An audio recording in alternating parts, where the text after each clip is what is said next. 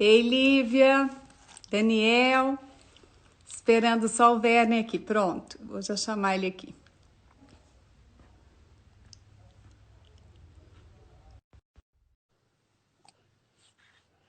Ana Paula, Paulo. Que bom, Paulo, que hoje você conseguiu aparecer aí. Ei, Werner, Ei, que tudo coisa. bom? Ai, bom demais, menino. Melhor agora, né? Melhor Opa, então tá agora. bom. Olha, assim, acho que as pessoas estão começando a entrar aí. A Maria entrou, a Rebeca.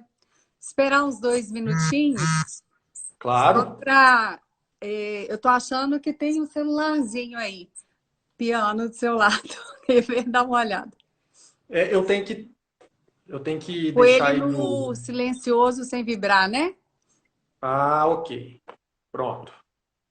Conseguiu? Você está me ouvindo, né? Consegui, está me ouvindo direito.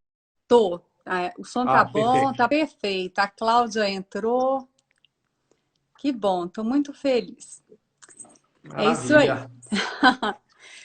Olha, Verne, primeiro já queria começar agradecendo, né, as pessoas que estão começando essa live com a gente. Vai ser uma jornada muito interessante, muito curiosa e, ao mesmo tempo, transversal, né? Porque eu tenho Uhum. diante de mim aqui um artista que eu admiro muito, né? Sou fã, já falei várias vezes, né, Werner?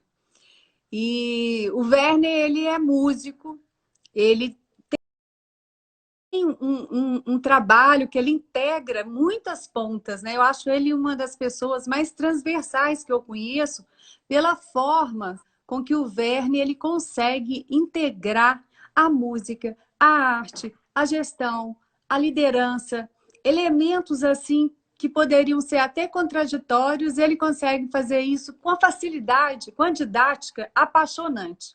Então, com vocês aí, o Verne vai falar um pouquinho dele e espero que vocês se apaixonem assim como eu sou também. Ô, Vamos lá, Adriana, Verne.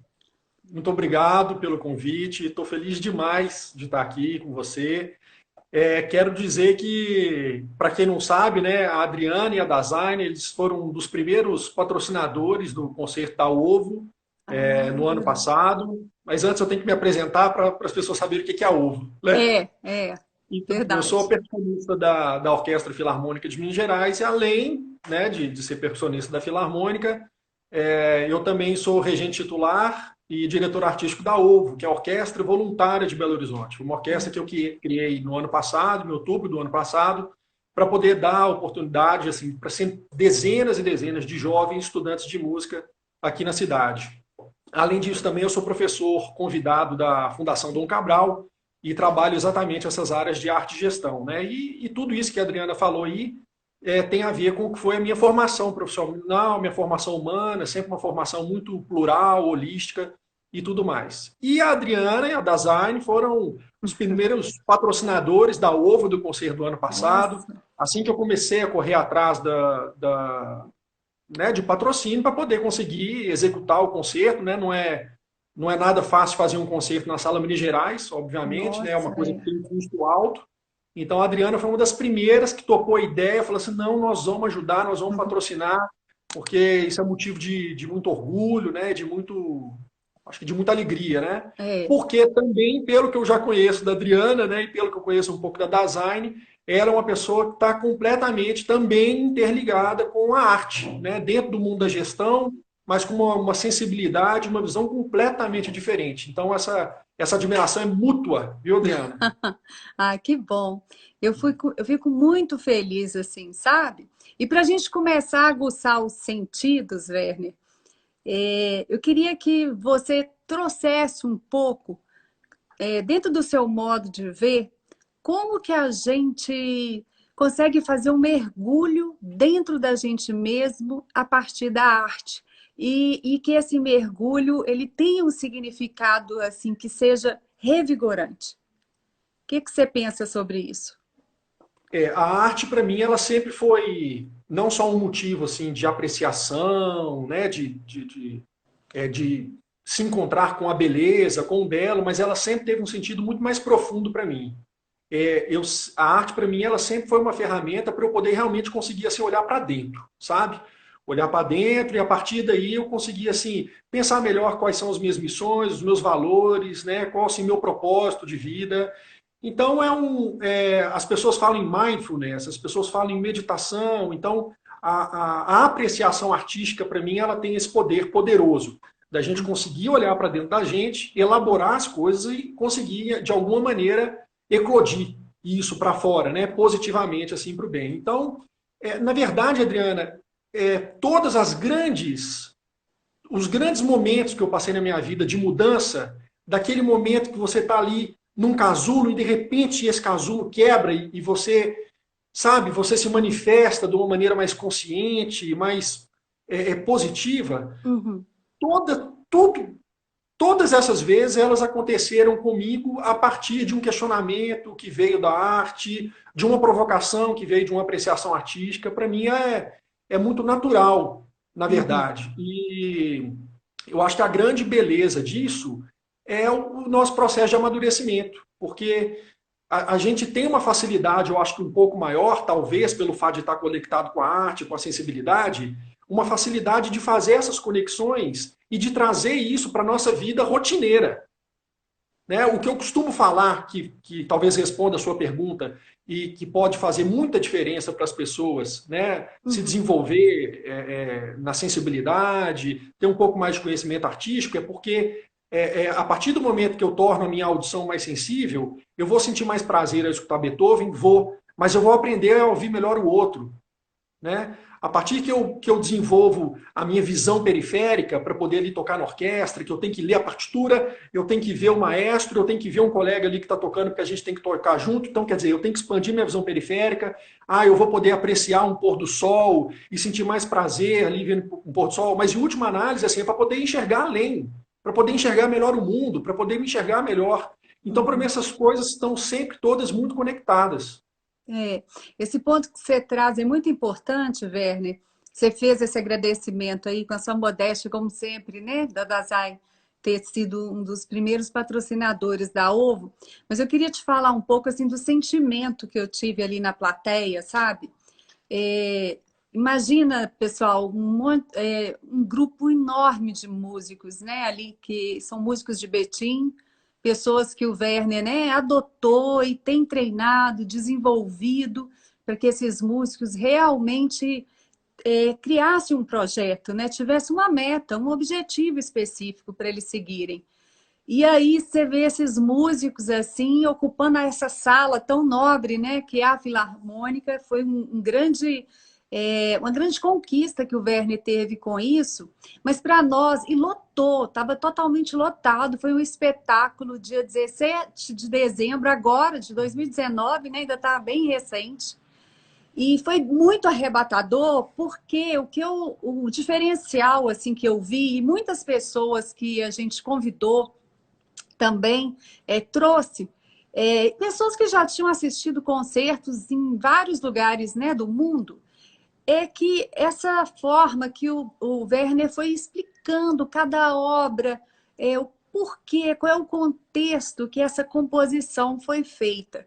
Então, eu fico pensando que a arte ela tem um efeito regenerador. E ele até trouxe há pouco aí, né, qual a conexão da design com a arte. E para falar disso, Werner, e aí eu já vou emendar com uma pergunta que eu quero te fazer. A Dazai, né, é o nome da empresa, mas, na verdade, por que que ela tem esse nome, né? Então, nós temos um filósofo, um pensador, que é o Heidegger, que criou essa função. É uma palavra alemã, Dasein, né, que significa existência, que significa essência. Em inglês é o being there, e é ser de possibilidades, ser no mundo. O Dasein é aquele agente libertador que acredita efetivamente que você pode ser mil possíveis. Você não precisa se enquadrar em um único determinado aspecto da sua vida. E que é onde eu comecei a perceber no meu meio, né, o meu meio executivo, que as pessoas estavam ficando extremamente bitoladas, porque estavam desenvolvendo ali só o lado esquerdo do cérebro, só o lado racional, só o lado cognitivo. E eu comecei a ver que aquilo era árido, era estéril demais, era frágil demais. Mais para frente a gente comenta um pouco sobre isso, mas só para você entender essa paixão, de onde que ela nasce, né? Ela nasce que esse nome não foi dado por um mero acaso. Foi dado em cima de toda uma sustentação filosófica que a gente leva muito a sério. E aí, Verne, e uma das coisas que mais me encanta, né? Eu tive a oportunidade de participar de uma das suas palestras no programa da degustação musical, onde você traz muito, né? O que Beethoven ensina de liderança. Tendo em vista aqui o nosso público, pessoas que conhecem mais ou menos a arte, no seu modo de ver, traga um pouquinho dessas duas pessoas, né? O que Beethoven fala de liderança para as empresas, principalmente agora, né? Porque nós estamos vivendo um momento que requer uma liderança empática, mais sensível. E, por exemplo, Villa-Lobos também, né? Ali você trouxe, na época que você conecta Villa-Lobos com inovação. É muito difícil a gente fazer essas conexões sendo leigo. Queria que você falasse para o pessoal que está nos assistindo. E, pessoal, eu queria dizer também, a Cláudia está dizendo aqui que gostou do significado da palavra design. Se vocês tiverem alguma pergunta, alguma coisa, na medida do possível, eu vou anotar para a gente fazer essa pergunta para o Verne. E aí eu queria que você falasse um pouco disso para a gente. Tá, eu vou falar primeiro do Villa-Lobos e a associação que eu faço com inovação, né? Aham. Eu acho que isso é mais fácil da gente entender do que a questão do Beethoven da liderança. A questão do Villa-Lobos e de todo o movimento modernista brasileiro no início do século XX, a questão que eu mais chama a atenção é o seguinte: eles inovaram na linguagem artística. Ok, mas isso para quem não é artista não vai, às vezes, entender muito bem o que o Cândido Portinari fez de diferente na pintura dele, que foi inovadora, o que Villa-Lobos fez na música, na criação musical. Quer dizer, 100 anos depois que ele compôs um monte de peça, né, ele compôs ali no início do século XX, a gente está no início da segunda década do século XXI já. Né? Às vezes a gente não consegue entender, assim, na linguagem artística, musical, o que ele foi inovador. Mas o estado de presença desses caras foi tão violento, foi tão grande, que a grande inovação e a grande mudança que eles proporcionaram foi a nossa visão de nós mesmos brasileiros. Eu tenho uma teoria que é o seguinte: a gente se tornou independente em 1822, não é isso?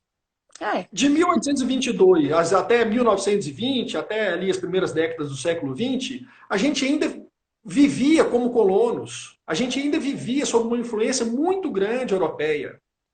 Foi o Villa-Lobos, foi esses grandes artistas brasileiros que eles mostraram as nossas riquezas folclóricas. Na época do Villa-Lobos, por exemplo, violão era um instrumento marginal. Tudo que estava ligado à cultura popular, o chorinho, era arte menor, era marginal, as pessoas tinham preconceito. De repente, Villa-Lobos escreve uma peça para violão chamada Choros número 1, uma peça teoricamente apresentada como uma peça erudita, que era um chorinho, que ele coloca um violonista clássico para poder tocar num teatro. Aquilo ali foi um horror, foi um escândalo. E aí eles começaram, através do resgate da nossa essência, do nosso magma, né? O resgate dessa nossa essência brasileira, da nossa folclore, da nossa cultura popular, aí eles mostraram como a gente é único por causa disso, né? Como a gente é diferente por causa disso, como a nossa cultura é rica por causa disso, por causa dos negros, por causa dos índios. Então, a grande inovação que esses caras fizeram foi a inovação no sentido de mostrar as riquezas que ninguém enxergava. E isso promoveu uma mudança profunda na nossa vida como cidadãos. Se eles não tivessem feito o que eles fizeram, a gente não valorizaria tanto as nossas riquezas culturais e a nossa própria origem. Então, quando eu falo de Villa-Lobos e inovação, é um negócio muito sério e é muito mais profundo do que a gente imagina, sabe? Eles mudaram profundamente a maneira que nós brasileiros enxergamos o próprio Brasil. E a coisa do Beethoven, falando de Beethoven e liderança, a vida de Beethoven, ela foi uma vida que a gente pode falar assim, tem até um livro, uma biografia de Beethoven com mais de 1000 páginas. Que o subtítulo da biografia é Angústia e Triunfo. Muitas obras de Beethoven e um pouco da vida dele pode ser resumido nessas duas palavras, angústia e triunfo. Ele passou por um processo de angústia muito grande, quando ele tinha em torno de 30 anos de idade, estava pensando em suicídio, aquela coisa toda, porque ele estava ficando surdo, ele tinha pavor que as pessoas pudessem imaginar que ele estava ficando surdo, só que ele tinha um propósito de vida que era uma coisa fora do comum. Tem cartas com ele tinha 26 anos de idade, e ele dizia assim nas cartas dele, apesar de todas as falhas do corpo, ou seja, a falha da audição, né? Apesar de todas as falhas do corpo, o meu talento deve triunfar. É preciso que esse ano se revele um homem completo. Né? Não pode ficar mais nada a fazer. A minha grande obra musical que será capaz de transformar a humanidade ainda não foi concebida. E a gente imagina uma pessoa com 26 anos de idade... Que visão, assim... centenas de anos, né? Uma visão assim extremamente à frente. Talvez até hoje a gente a obra de Beethoven talvez até hoje não alcançou em sua plenitude todos os impactos que ela possa alcançar. O que você pensa disso? Não, pode ser que não, porque um garoto de 26 anos de idade que tem como propósito de vida transformar a humanidade por meio de sua música, isso não é normal. 17 de dezembro do ano passado foi um ano, o dia do concerto da OVA, foi o dia que se comemorou os 240 anos da OVA. Ele está fazendo 250 anos. E aí a questão de Beethoven é que a vida e a obra dele, ela está muito associada a um conceito de superação muito grande, que é você sair de um lugar de muito sofrimento e você se abre para o júbilo, para o máximo, a alegria em sua maior potência, mas esse espírito de superação, ele está ligado a um outro fator importantíssimo, que é o que eu chamo a atenção na questão da liderança. Beethoven nos ensina o tempo inteiro o seguinte, a gente tem que tomar as rédeas da nossa própria vida. Se a gente não se apropria do que está aqui e a gente não toma conta disso e tem controle disso que é nosso, se a gente não descobre essa joia interna que a gente tem, essa força interna que a gente tem, e que se a gente não tem controle dela, a gente não consegue liderar nada nem ninguém. Muito, assim, é incrível tudo isso que você está me falando, né? Isso desdobraria em tantas aulas, fazendo uma provocação, né? Trazendo isso de uma forma muito específica para dentro da empresa. Vamos pensar aí na inovação com Villa-Lobos e, né, a transformação desses precursores mesmo, né, da nossa arte aqui no Brasil. Vamos imaginar, né, um líder dentro de um ambiente de trabalho e que, de fato, né, há escassez de recursos, há escassez de talentos, há escassez de muitas coisas, né? Qual o movimento que você acredita que um líder poderia ter para ele conseguir ter um olhar diferente sobre o mesmo, sobre o recurso que ele tem? Porque o que a gente mais verifica assim, nas empresas, e os clientes detestam, eles falam muito isso comigo, criaram até uma palavra, desculpability, que é justificativa, que é falar assim, eu não fiz isso por quê? Eu não fiz isso por quê? Então, eu fico pensando, né, nessa arte, nessa excitação que a arte provoca, né, nesse júbilo. E aí, transferindo para esse dia a dia, que as pessoas estão ali, eu não tenho recurso, eu não tenho pessoas, eu não tenho ninguém, eu preciso entregar. Ele poderia contar com o quê? A partir de uma aprendizagem dessa, a partir do que você traz de Villa-Lobos? Eu acho que a pessoa tem que olhar para muito mais próximo de onde ela imagina. Às vezes eu percebo que as pessoas querem buscar sempre alguma coisa fora, uma ideia fora, de uma pessoa que lá na Finlândia fez não sei o quê, uma pessoa que lá na Suécia, nos Estados Unidos, isso é legal pegar essas referências, mas eu acho que as respostas elas estão sempre muito mais próximas do que a gente imagina. A gente tem que olhar para dentro, a gente tem que olhar para o lado, pertinho da gente, né? E tem que tentar descobrir aquelas soluções ali. Né? E o que promove isso? Eu não consigo imaginar, assim, quando se fala inovação, inovação, inovação, sem uma coisa básica entre os recursos que você tem, que é o diálogo entre eles.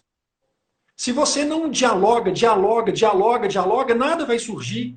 É a partir da interseção com o outro, né? Sejam 2 pessoas, sejam 20 pessoas, que alguma coisa de solução pode surgir ali. Uhum. Se você se coloca num pedestal, eu sou o líder e eu tenho que resolver tudo sozinho, aí eu acho que as coisas ficam muito mais difíceis, né? Uhum. Então, se tem uma palavra para mim que é fundamental nesse aprendizado que a gente pode ter em relação a isso, é diálogo.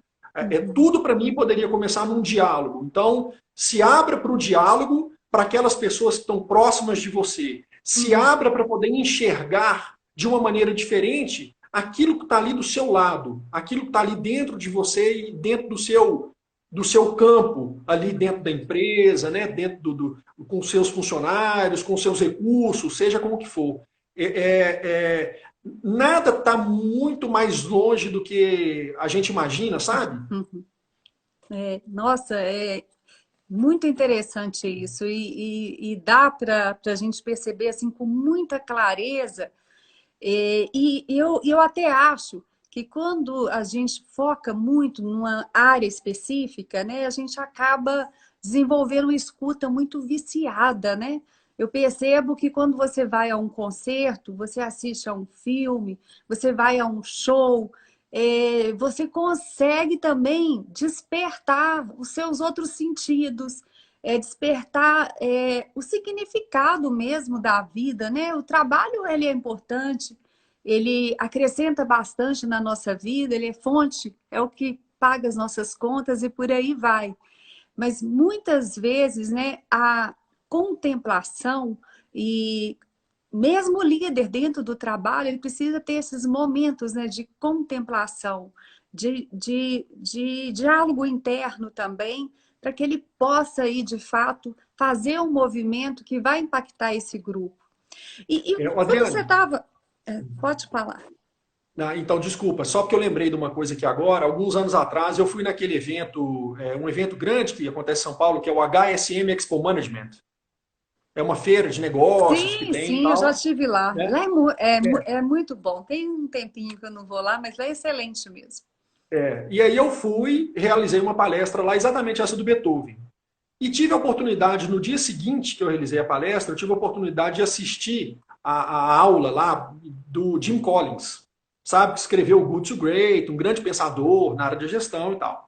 O Jim Collins, ele deu a palestra dele em videoconferência. Então tinha um salão gigante, assim, mais de 4.000 pessoas, os telões todos distribuídos lá, e o Jim Collins, assim, na frente do computador, falando, olhando para a câmera, assim, foi uma palestra muito impactante. E ele falou um negócio lá que não está no único livro que eu li dele, que eu estudei, foi o Good to Great. Mas ele falou um negócio lá que na hora eu estava com um caderno, eu anotei, porque eu achei fantástico, e tem exatamente a ver com isso que você está falando. Ele fala, tem uma hora que ele fala assim, é preciso que a gente encontre a capacidade artística mais adequada à liderança que a gente quer exercer, ao tipo de liderança que a gente quer exercer. Então ele fala assim, ele explicou o que é essa capacidade artística, o que é aquilo que nos torna diferentes, né? O que faz que eu seja diferente de você, Adriana, as minhas características, as minhas qualidades. Eu tenho que encontrar nesse meu magma, nessa minha essência, nessas minhas qualidades, nesse meu dom, nessa minha potência, eu tenho que encontrar aquela capacidade artística mais adequada àquela liderança que eu quero exercer. E aí depois ele segue falando umas coisas tão interessantes, assim, a liderança é uma arte de fazer com que as pessoas façam o que deve ser feito. Né? As pessoas, elas têm que buscar seguir um propósito, não um líder. Se o líder tem a mentalidade que as pessoas têm que ovacioná-lo, têm que segui-lo, não é isso. Quer dizer, as pessoas têm que seguir um propósito comum, algo que é maior que elas mesmas. E eu achei fantástico que o próprio Jim Collins, que escreveu esse livro, assim, que para mim é um livro incrível, que é o Good to Great, ele coloca isso em um dos momentos da palestra dele, que o americano ele tem isso, né? O americano ele coloca tudo, ele faz assim, ele faz os gráficos, né? O nível 1, o nível 2, a coisa 3, o 4, é tudo muito certinho. Programado para vencer e para nos persuadir o tempo todo, né? E para vender bem, eles sabem posicionar bem o produto deles, né? Isso é muito legal. E aí ele coloca uma coisa interessante, que ele criou níveis de liderança. Ele coloca assim, que o nível máximo lá, que ele encontrou nas pesquisas dele, é o tal do nível da liderança, liderança nível 5. E que a diferença do nível 4 e o nível 5 é exatamente a humildade. A humildade atrelada a um propósito que seja maior do que o seu ego, que seja maior, né, do que aquilo que você enxerga só de pessoal, né? Então, eu achei fantástico quando ele fala dessas capacidades artísticas, porque a leitura que eu faço é: a gente tem que se conhecer muito bem, a gente tem que refletir, a gente tem que contemplar para que a gente crie um autoconhecimento, uma imagem precisa da gente mesmo, dos nossos valores, porque são nessas qualidades que a gente consegue encontrar essa maneira de liderar, é nessas qualidades que a gente consegue essa maneira de dialogar com o outro, de ouvir direito o outro para a gente conseguir inovar, para a gente construir um laço de diálogo, né, entre a nossa empresa, entre a nossa equipe.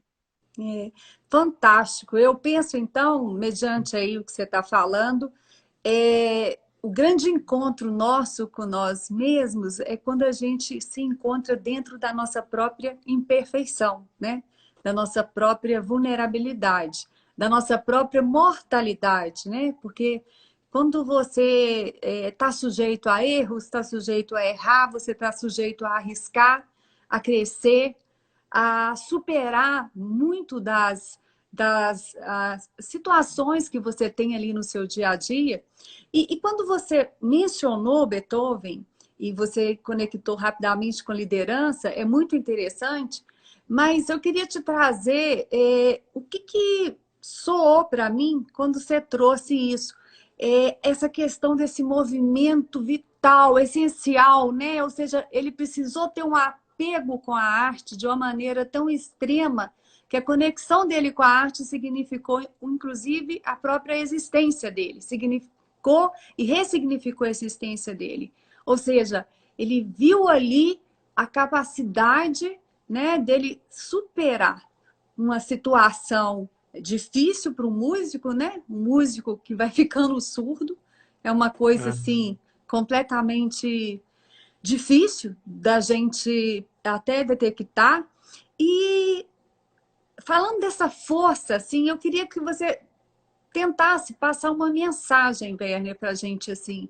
Que mensagem que o Beethoven entrega quando ele assume, né? Esquecendo a parte da genialidade dele, vamos achar que Beethoven é alguém que a gente conhece, assim, aqui do lado. Tirando essa parte da genialidade dele toda, né? O que ele consegue entregar de mensagem para a gente naqueles momentos que a gente está realmente com desespero, que a gente está em prantos, que a gente está clamando, que o sofrimento está ali aparente e que você já lutou, mas lutou bastante. Mas você sabe que você está com seus últimos esforços ali, né? Eu vejo muito isso, às vezes a gente brinca, né? Cuidado para não morrer na praia. O que você acha que mensagem que é essa que possa fazer com que alguém nesse momento, né, esteja às vezes assim usando as últimas forças num projeto, num casamento, em qualquer situação que ele consiga fazer a transformação e seguir e se reinventar? Bom, a vida dele se resume a isso tudo aí que você falou, porque a vida dele foi uma vida cheia de contrastes, e ele levou esses contrastes para a música.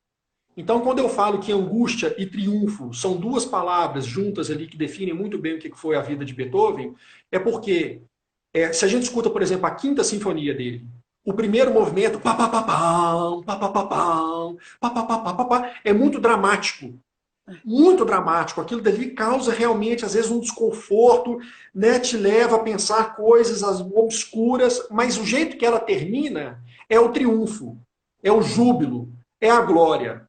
Depois desse momento que Beethoven passou, com 30 e poucos anos de idade, que ele superou esse problema dele, né, essa condição dele, essa limitação auditiva, depois que ele supera todas as obras dele que vieram depois disso, por mais dramáticas que em algum momento elas possam parecer, o embrião da superação está ali.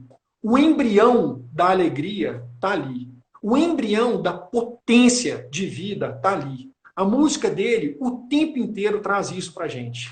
A gente tem que lembrar que ele viveu no século XVIII, ele é de 1770. Ele deve ter sido uma das primeiras gerações a respirar os ares do iluminismo. O movimento iluminista lá no século XVIII na Europa, qual era o grande propósito do movimento iluminista? Era libertar o homem, libertar o indivíduo das opressões da igreja e da nobreza. Beethoven, ele cresceu respirando esses ares iluministas que desejavam a fraternidade entre os povos, que desejavam alegria, que desejavam o desenvolvimento das grandes virtudes, para que você pudesse tomar as rédeas da sua vida, para que você pudesse fazer suas próprias escolhas. Então, a vida e a obra de Beethoven, para mim, elas se confundem muito nesse sentido, porque quando eu escuto uma música de Beethoven, quando eu penso nele, já me traz essa sensação de ter uma potência interna que eu possa superar qualquer coisa. O legado que ele deixou, Adriana, é um legado de fraternidade, de desenvolvimento humano, de alegria, de superação, de desenvolvimento das nossas virtudes. Eu acho que se uma pessoa está num momento difícil e que ela tem que superar aquilo dali, que ela já tentou de tudo, assim, ela pode escutar uma quinta sinfonia e se transformar? Pode. Mas ela pode pensar que esse momento é um momento que, se ela tem essa crença interna, né, essa crença nela própria, indivíduo, como o principal agente transformador, em algum momento ela vai ter uma clarividência, ela vai ter alguma ideia, ela vai ter algum insight, ela vai superar. Fantástico. Realmente, isso mostra, né, Werner, eu acho que deixa bem claro essa sua fala, que sempre tem um movimento, né, o sair da inércia. E recapitulando um pouco, né, ver se eu captei bem, né, você diz ali, a primeira parte da inovação e da palestra do Jim Collins, você fala muito desse autoconhecimento, porque se eu vou... E quando a gente fala desse autoconhecimento, Werner, uma coisa que a gente respeita muito são os talentos naturais, né? Então, as lideranças, elas se espalham e cada um tem um estilo comportamental útil, válido, e a riqueza vem muito dessa complementariedade, né? Então, o que eu fico pensando aqui de desafio, quando você traz essa questão, né? Vamos lá. Então, a gente pensa numa equipe, pessoas variadas, talentos variados, e muitas vezes a gente busca, né? O próprio líder, pessoas que se parecem muito com ela, que são muito o estilo dela, e acaba rotulando pessoas que são diferentes, que pensam diferente, que ousam ser singulares, né? Que tem esse arrojo da autenticidade. Uma coisa assim que a Dasein valoriza muito são duas características, a espontaneidade e a autenticidade. Porque eu acredito que são dois... A espontaneidade é você falar do lugar que você existe. É um lugar libertador. É um lugar que não tem nenhuma necessidade de você estar preso a nenhum esquema, nem social, nem intelectual. Ou seja, você simplesmente é. E a autenticidade é a sua identidade, né? A sua assinatura. E quando a gente vai copiando muito as pessoas, a gente vai perdendo tanto a espontaneidade como também, né, a nossa autenticidade. E a Cláudia aqui, ela trouxe uma coisa que eu achei muito interessante para a gente integrar tudo isso. Ela diz assim, que o que ela vê de mais difícil da gente aplicar esse conceito de inovação e de liderança e de superação que a gente acabou de conversar, que ela falou assim, lá, por exemplo, os músicos têm a oportunidade do ensaio, de fazer o ensaio. Então, trazendo você mais como regente agora, né?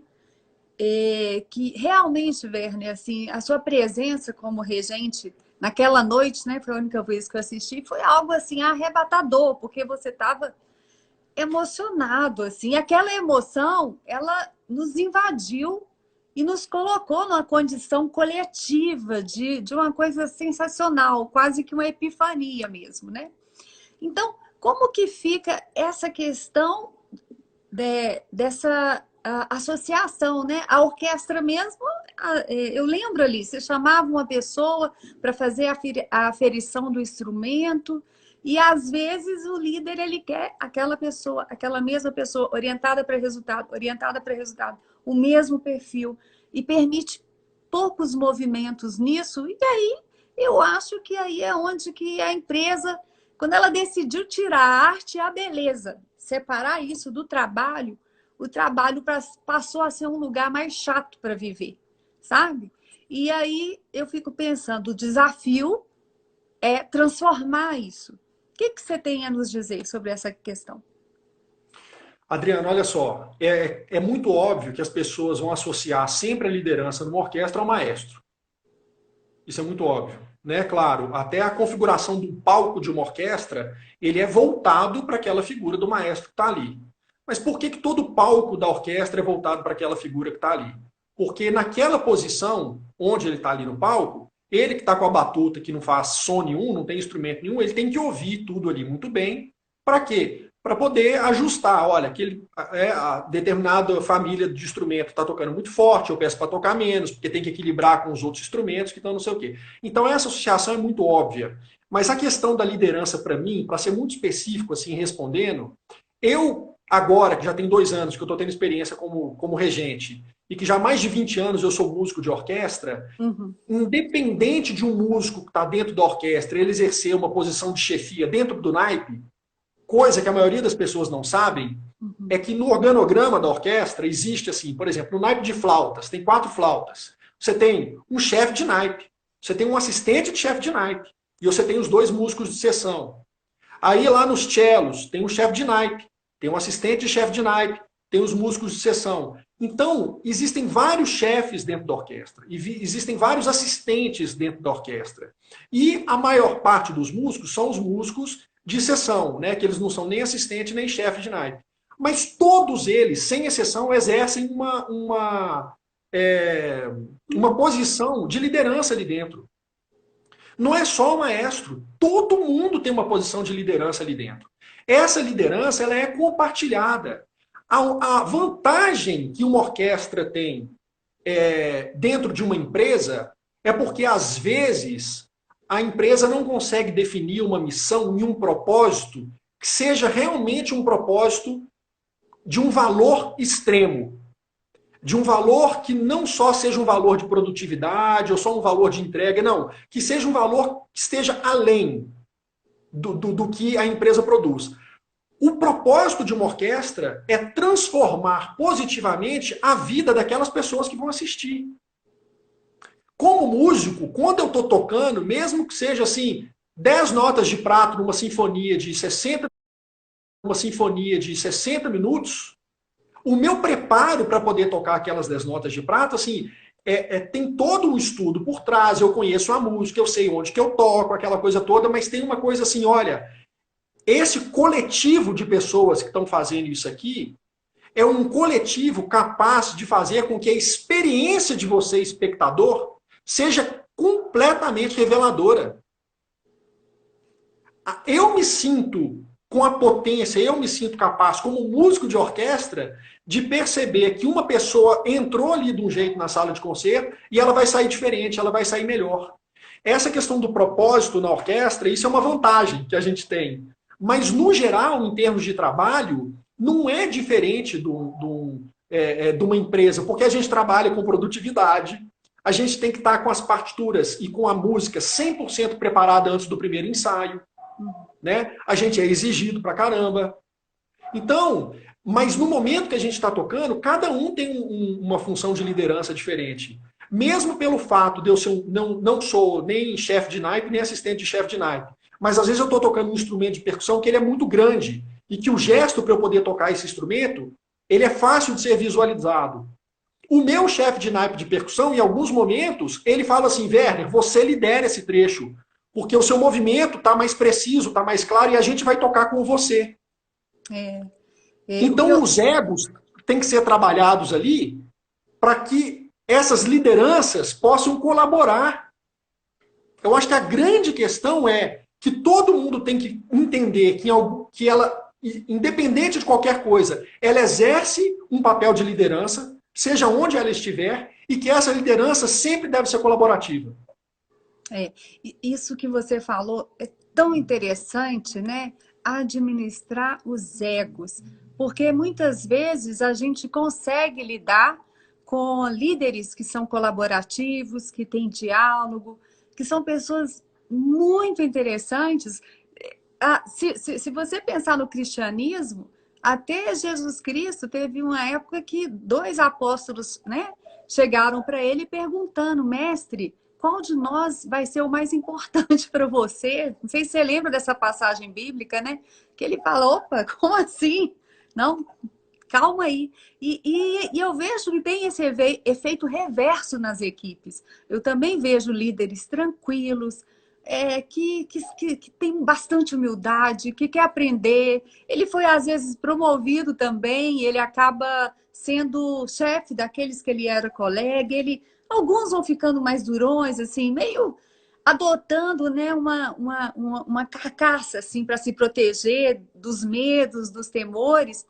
Mas aí eu percebo muito essa competitividade extrema na questão, né, dos membros dessa equipe. Como que você acredita que quando o líder ele é humilde, né, ele tem toda essa questão e ele vê esse movimento de competitividade muito grande entre as pessoas para elas se aparecerem, para mostrarem que elas são o provável sucessor desse líder? Como que você acredita que a gente pode tirar mais uma aprendizagem aí do foco do modelo da orquestra em torno de um propósito maior? Como que você cria relevância verdadeira para essas pessoas, né? Para que elas não desperdicem tanta energia, drenem tanta energia na busca do vento. Exatamente. Olha só, Adriana, é claro que existe ego na orquestra, existe competitividade, isso não tem jeito. Por exemplo, no período do século XX, né, que muitas ditaduras surgiram no mundo, né, a gente tinha grandes ditadores no mundo inteiro. Qual que era o perfil dos maestros das orquestras? Eram grandes autoritários e ditadores também. Então acaba que a gente vive no mesmo microcosmos. Né? Uma orquestra ela é um microcosmos do mundo, de alguma maneira, né? Da sociedade. E por aí vai. Uma família, ela representa um pouco o que é uma sociedade, dependendo da localização dela, onde que ela está e tudo. Então, um momento ali de grandes ditadores no mundo inteiro, né? De muitos conflitos, tal, a gente tinha orquestras com maestros, ditadores também, assim. Então, isso é uma coisa que eu vou concluir já já. E uma outra coisa quando eu dou essa palestra do Beethoven, Associa em Liderança, uma coisa que eu costumo dizer, porque normalmente essas palestras, quando eu faço, principalmente assim, aulas para a Fundação Dom Cabral, quem está fazendo ali o MBA, não é que a pessoa é tão novinha. Ela já tem mais experiência, né? Já é uma pessoa mais aliena. E a maioria delas tem filhos, por exemplo. Então, olha só que interessante. Eu participei uma vez de um laboratório de regência da Filarmônica, eu fiquei como ouvinte lá, o Mequete dando aula para os alunos de regência, eu ali quietinho no canto ouvindo, e de repente um músico fez uma pergunta assim: maestro, você acha que a orquestra responde melhor ao que você fala ou ao seu gesto? Quando a pessoa fez essa pergunta, na hora, eu continuei quieto, mas eu não tenho dúvida disso. Tantos anos tocando em orquestra, não tem dúvida. O gesto é muito mais importante do que se o maestro que fala demais, os músicos não gostam. Fica falando, não. Agora, o cara que consegue passar para todo mundo aquele caráter que ele quer, aquele sentido da música com o gesto dele, comunica muito mais. Por que eu estou falando isso? Porque a relação com os nossos filhos é assim.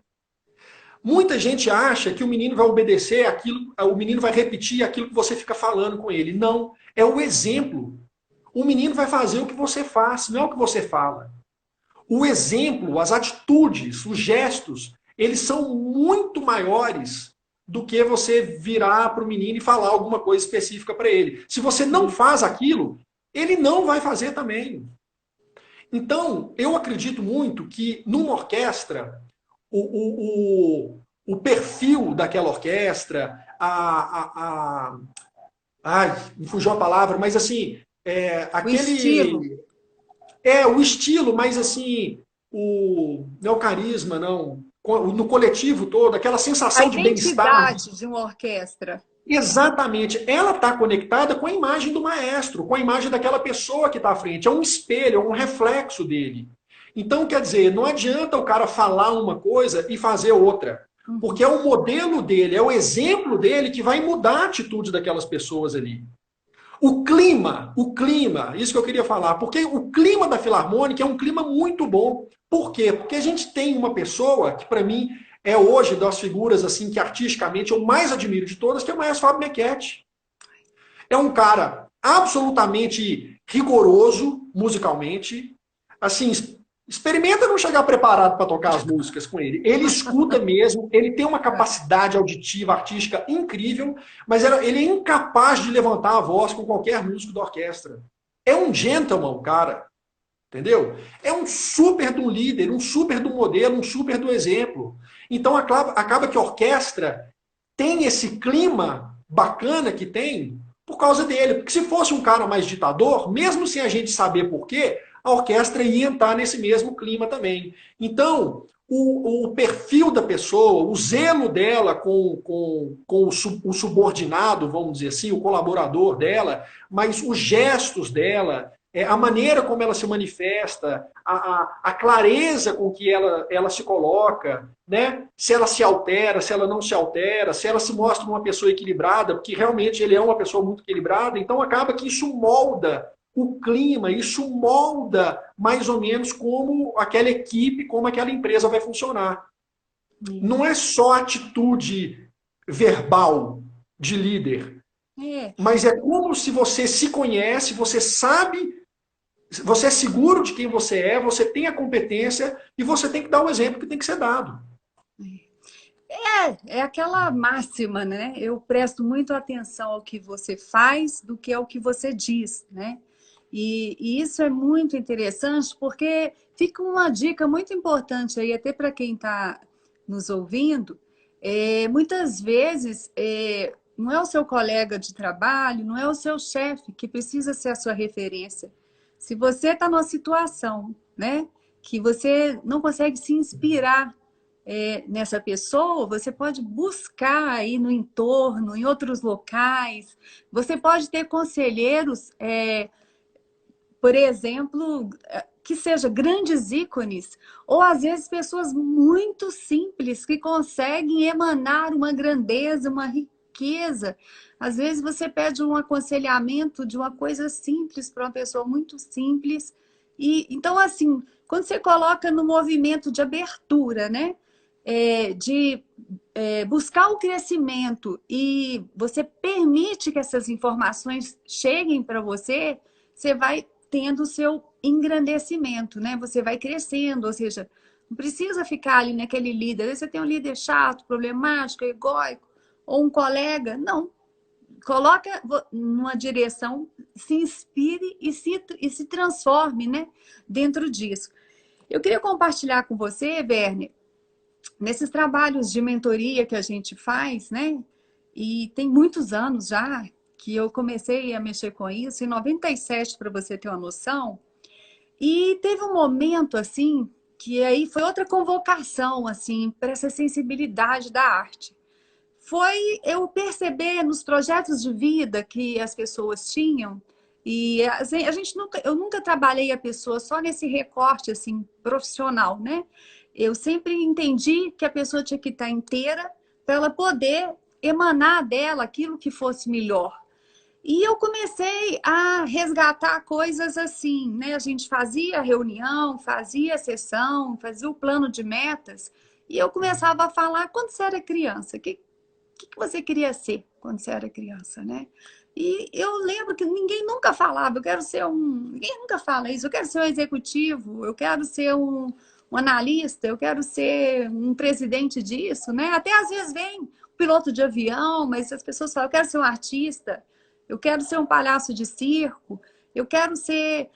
São tão possíveis dentro, e aí eu vejo que as pessoas elas iam entrando nesse corredor assim, muito fininho, muito estreito, e toda essa criatividade, e eu comecei então a criar formas, né? Eu escrevo alguns versos às vezes, e todos inspirados nessas sessões, porque elas acabam me estimulando bastante. Eu comecei a perceber que determinada pessoa, por exemplo, antes da gente terminar a sessão, eu sentia um apelo artístico, uma habilidade poética. Eu falava, como que você quer encerrar isso? Você gostaria de fazer um poema que traduzisse, porque palavras é muito pouco para traduzir a nossa existência, tudo que a gente quer passar. E eles começaram uns a escrever palavras, poemas, textos, trouxeram até instrumentos assim, já teve pessoas chegando na sessão com violão. E aí foi criando um ambiente muito interessante. Daí a Lívia Itaboraí está aqui, está seguindo, está aqui com a gente hoje. Ela, nossa, te admira muito, assim. A gente tem só uns 8 minutos, mas aí a gente teve a ideia do sarau. Na época eu até te convidei, né? E aí você falou, vocês estavam em turnê e tudo. E esse sarau foi um sarau assim, que eu convidei a Lívia para nos apoiar. Eu nunca tinha feito um sarau, né? Eu falei, meu Deus do céu, eu peguei o sarau, divulguei o sarau, convidei um monte de gente, principalmente na esfera corporativa, e eu não sabia como manejar. A Lívia deu uma força enorme para a gente, tem algumas ideias. Ela falou, sai espalhando pandeiro, luzes, frases, que você vai ver que à noite, um gin, todo mundo vai virar artista, né? E assim foi. É um evento que acabou virando o Sarau da Dasein, é um evento institucional, muito importante, e foi assim emocionante demais, assim, nós assistimos, e às vezes esse executivo trouxe a esposa, ele falou, teve um executivo que falou assim, nunca vou esquecer, eu não sei cantar, eu não sei dançar, porque as pessoas se animaram e cada um foram mostrando essas várias outras conexões que elas têm, né? Que não seja o cartão de visita. Inclusive, a gente proibiu esse negócio de cartão de visita. Eu sou fulano de não sei onde. Não, você é ninguém aqui, só entra, né? E aí, teve um cara que ele falou assim, não, mas eu tô devendo a declaração de amor para minha mulher. E eu quero fazer essa declaração hoje, na música Janeiro a Janeiro. Ele foi e abriu e leu a música para a esposa e deu um beijo apaixonado. Foi uma coisa, assim, um acontecimento. Nós ficamos assim, em êxtase, porque imagina, a gente estava dentro do contexto corporativo. E aí, enfim, a partir disso a gente tem intenção de ampliar e quero contar muito com você, com a sua lucidez, essa lucidez transformadora que você tem, né? Que é uma lucidez visionária, assim, é um pé no chão com um pé no ar.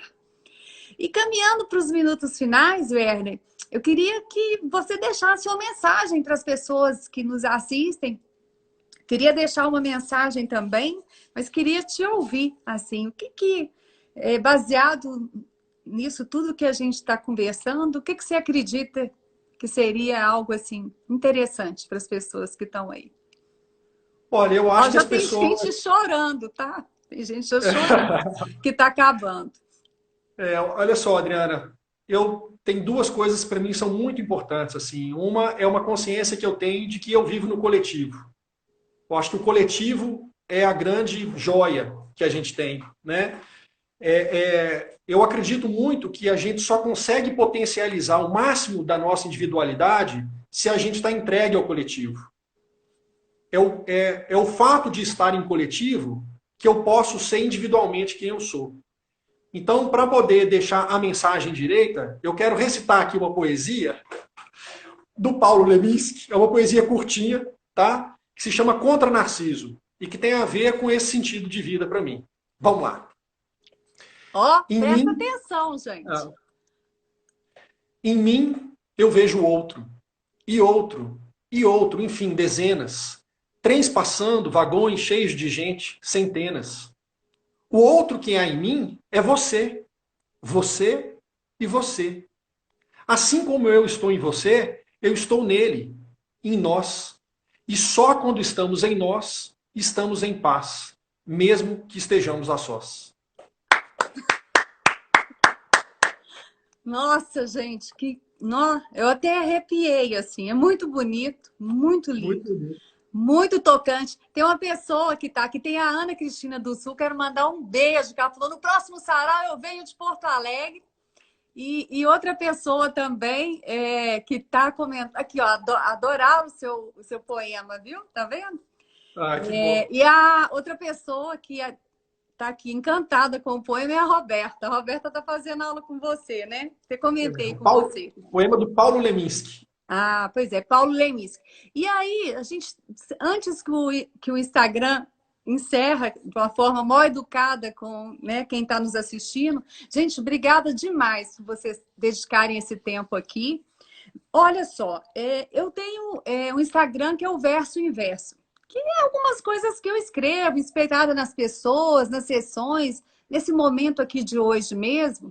E um dia, tem um rapaz que a gente começou a conversar sobre isso, ele me perguntou assim, o que é esse verso inverso, Adriana? Por que não é Adriana Praxis o seu Instagram, verso inverso? Parecendo um codinome? Aí eu fui pensar, então eu queria, minha mensagem também vai para vocês em forma de poema, é um poema pequenininho, e assim a gente vai concluir esse projeto assim de inspiração que a gente está tendo oportunidade de ter hoje. Quem sou eu? O inverso, o reflexo de verdades não reveladas, de talentos oprimidos, de uma voz outrora abafada, mas que nunca se cala, a tez que se resvala, o reverso, o convexo, que a tudo acolhe ou rejeita. Não é meio, não é fim, é apenas o começo. Então, isso aí é o verso inverso. E eu queria dizer para vocês, gente, e aí você vai ter mais 50 segundos de rebate, Verne, para fechar contigo, que a mensagem maior que eu quero é isso, gente. Acreditem nisso mesmo, que a gente tem uma chance de ter um novo começo a cada dia. Eu tenho uma história de vida que me provou na prática, que a cada dia a gente tem uma chance de recomeçar, né? E isso que coloca a gente com os olhos brilhando diante das artes, diante dessas conexões poderosas. Aí, seus últimos minutos para a gente dar um tchau para a turma. Adriana, só quero agradecer a oportunidade, de verdade, assim, foi ótimo, foi muito bom, muito obrigado, agradecer aí todo mundo, né, que está assistindo, a atenção de todo mundo e ao infinito e além, não é isso? Nossa, ao infinito e além. Vamos a essa transcendência. Gente, É olha, isso aí. muito obrigada, Verne. Fiquei feliz demais de você ter aceitado o convite, né? Você sabe que eu tenho admiração para você, com você, assim, para muito além.